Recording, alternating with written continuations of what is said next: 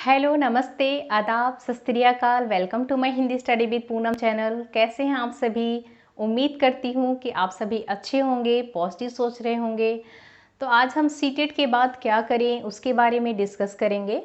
तो सबसे पहले अभी तक आप जो आप परीक्षा दे रहे थे, जैसे कि आपका ग्रेजुएशन था या फिर उसके बाद आपने बीएड की डिग्री प्राप्त की, उसके बाद फिर आपने सीटेट किया। तो ये जो आपने किया, ये आप सभी स्टूडेंट एक साथ मिलकर कर रहे थे। लेकिन आगे क्या होगा? आगे आप सभी स्टूडेंट का आपस में कंपटीशन होने वाला है, और उसमें जो है कंपटीशन इतना अधिक रहेगा कि 0.1 मार्क्स मैटर करेगा। तो आगे यदि आप सीरियसली नहीं लेंगे, आप एक अच्छी रणनीति नहीं बनाएंगे, एक अच्छा फुल प्रूफ प्लान नहीं करेंगे, तो आपको फिर परेशानी होगी अपने टीचिंग जॉब को प्राप्त करने में। तो आगे क्या आपको करना है? आपको एक फुल प्रूफ प्लान बनाना है, स्ट्रैटेजी बनानी है। उसके लिए आपको क्या करना है? आपको प्रीवियस ईयर के पेपर को देखना है। सबसे पहले क्या करना है कि आपको प्रीवियस ईयर के जो पेपर हैं, वो चाहे डीएसएसबी के हों, टीजीटी पीजीटी जो भी, या फिर एनवीएस के हों, या फिर केवीएस के हों, जिसके भी हो, आपको प्रीवियस ईयर के पेपर को उठा के देखना है। उसको अच्छे से एनालाइज करना है कि जो प्रश्न आए हैं वो किन टॉपिक्स से पूछे गए हैं। उन टॉपिक्स को क्लियर करना है, उनको समझना है, डिटेल में पढ़ना है। क्योंकि क्या होता है कि प्रीवियस ईयर से ही 50% तक प्रश्न पूछे जाते हैं, लेकिन उनको घुमा फिरा कर पूछा जाता है। तो यदि स्टूडेंट्स वहाँ पर अच्छे से डिटेल में नहीं पढ़े रहते हैं तो वो फंस जाते हैं वहाँ जाकर। तो इसीलिए आपको डिटेल में पढ़ना है। अगर आप डिटेल में पढ़ेंगे तो एग्जामिनर कितना भी घुमाए फिराए, आप फिर उस प्रश्न को सॉल्व कर लेंगे। उसके बाद फिर क्या करना है? आपको टाइम, जो आपका टाइम है, अब आपको अब सारा टाइम, मतलब मैक्सिमम जो टाइम है, आपको अपने स्टडी को फोकस करना है। जो भी आप फेसबुक, इंस्टाग्राम, फलाना ढिमकाना जो भी है, सभी जगह से फोकस हटाकर सारा फोकस आपको केवल और केवल स्टडी पर लगाना है। और ये सारी चीज़ें आपको केवल 7 मंथ तक करनी है। 7 मंथ तक आप अपना सारा फोकस अपनी स्टडी पे लगाइए, और इधर उधर के जो बातों में ध्यान जाता है, चीज़ों में, वो सभी जगह पर टाइम देना बंद कर दीजिए। क्योंकि जो टाइम है ना, आप अगर आप टाइम देते हैं तभी आपका होता है। आपको हार्ड वर्क नहीं करना है, आपको सिर्फ टाइम देना है, ठीक है? ऐसा नहीं कि आपको हार्ड वर्क करना है। उसके बाद फिर ऑब्ज़र्व करना है। आपको खुद को ऑब्ज़र्व करते रहना है कि आपका जो टाइम है वो कहाँ जा रहा है। क्योंकि होता क्या है कि 1-2 महीने तो स्टूडेंट्स अच्छे से पढ़ लेते हैं, लेकिन उसके बाद उनका कब माइंड इधर उधर डिस्ट्रैक्ट हो जाता है, उन्हें खुद भी पता नहीं चलता है। तो इसीलिए आपको अब खुद को ऑब्ज़र्व करते रहना है, खुद पे कड़ी नज़र बना के रखना है कि आपका जो टाइम है वो कहाँ जा रहा है। उसके बाद फिर आपको क्या करना है?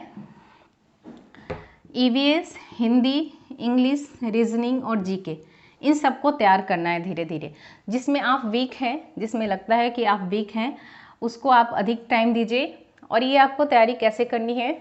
आप यदि आप सेल्फ स्टडी कर सकते हैं तो आप सेल्फ स्टडी करिए। इसके लिए आप क्या कर सकते हैं? यूट्यूब के वीडियोस को देख सकते हैं और बुक्स वगैरह पढ़ सकते हैं, और उसके बाद आप नोट्स बनाते जाइए।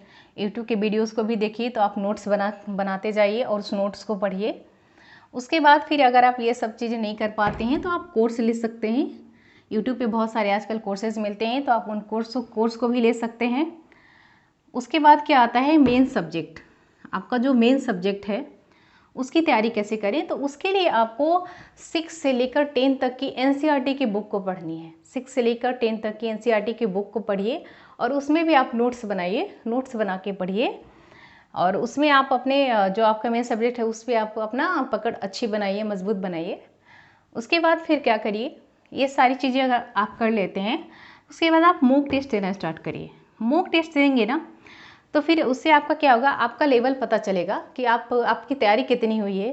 दूसरा आपको बेनिफिट क्या होगा कि आपकी स्पीड अच्छी होगी। आपका जो टाइम मैनेजमेंट में प्रॉब्लम होता है एग्ज़ाम में, जो आप टाइम मैनेजमेंट प्रश्न आपके जो छूट जाते हैं, तो वो समस्या दूर हो जाएगी। दूसरा क्या होगा? जो मिस्टेक्स होते हैं छोटे छोटे एग्ज़ाम के टाइम में, जैसे कि आपके गोले गलत भर आते हैं, या फिर प्रश्न को जो पढ़ने का तरीका है, स्किल है, प्रश्न कुछ और पूछता है, आपका ध्यान नहीं रहता है, तो ये जो सारी स्किल है वो डेवलप होगा, आपकी स्किल अच्छी होगी पेपर देने की। तीसरा क्या होगा कि आपका रिवीजन होता रहेगा। सभी चैप्टर का रिवीजन होता रहेगा आप मॉक टेस्ट देंगे तो।